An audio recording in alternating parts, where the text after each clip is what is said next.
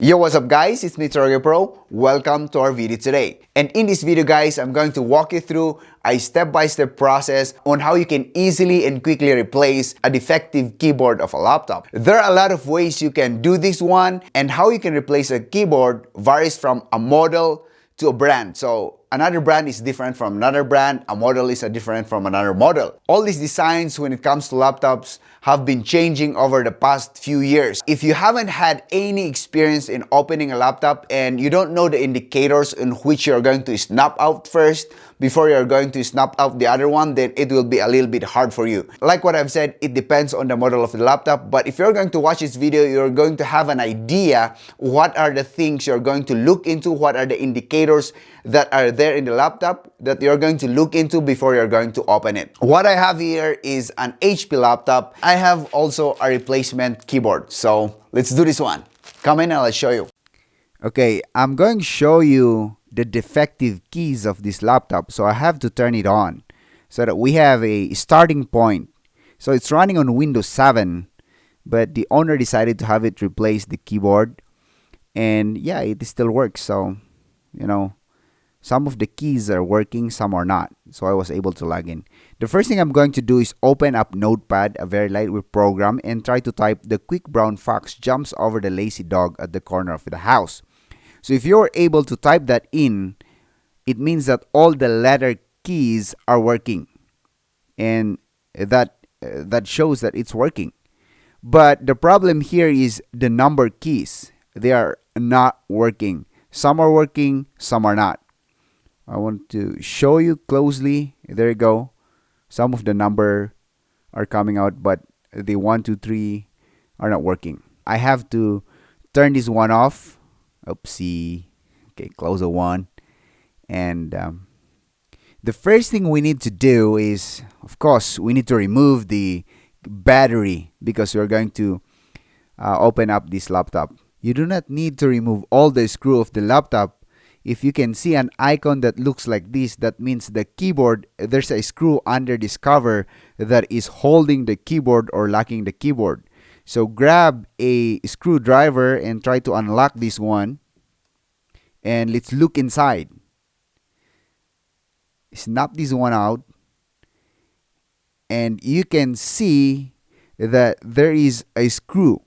And just beside it is an icon of a keyboard also. So that means it's locking the keyboard. Once we remove this one, we'll be able to free up the keyboard and remove it. So if there are other locks, you need to look all over the back of this laptop and make sure that anything that has an icon beside a screw like that, you need to unscrew it. The next thing we need to look into here is there are small locks. There you go. And those ones, you can see that. Now I'm going to show you how these locks lock the keyboard. So it looks like this, like that. So we need to push in the upper one so that it will loosen up the keyboard. So you need to have a very, very kind of thin kind of tool. So it's up to you to look for that. You need to push, and the first one would be a little bit difficult, but once you have that one upwards, it will be easy. Just push the lock. You can see it's popping out right now. And then you need to push the other locks. And then there you go. It popped out. And it's easy. Oh man, it's dirty laptop. Okay, so we need to remove, just push up this lock of this flex. We call that one a flex. Then pull that one out. That's it. And this is dirty. Now, if you have a blower, it is better to use a blower so that it's going to blow all those dust away. Now, I only have a a paintbrush. That will do. Remove the dust. But like what I've said, if you have a blower, that would be much better. So you just clean it out. Now, ordering a keyboard of a laptop, you need to look for the model of your laptop and then search it online. You will find that one. So I've ordered this one from a local supplier we have here. So it is much better if you have a local supplier near you, and you can have the keyboard because of the warranty as well. So yeah, it looks like new. I'm going to put this one. This is the flex. Make sure this is going to be plugged properly, because if it's not, then your keyboard will not work. Push that one in and then push the lock, and that's it. Now, before we lock all these keyboard, what I'm going to do is make sure the keyboard is working, so that unlike other people, they close the laptop right away, they screw everything, and then at the end, they found out that the keyboard, the plugin is not working.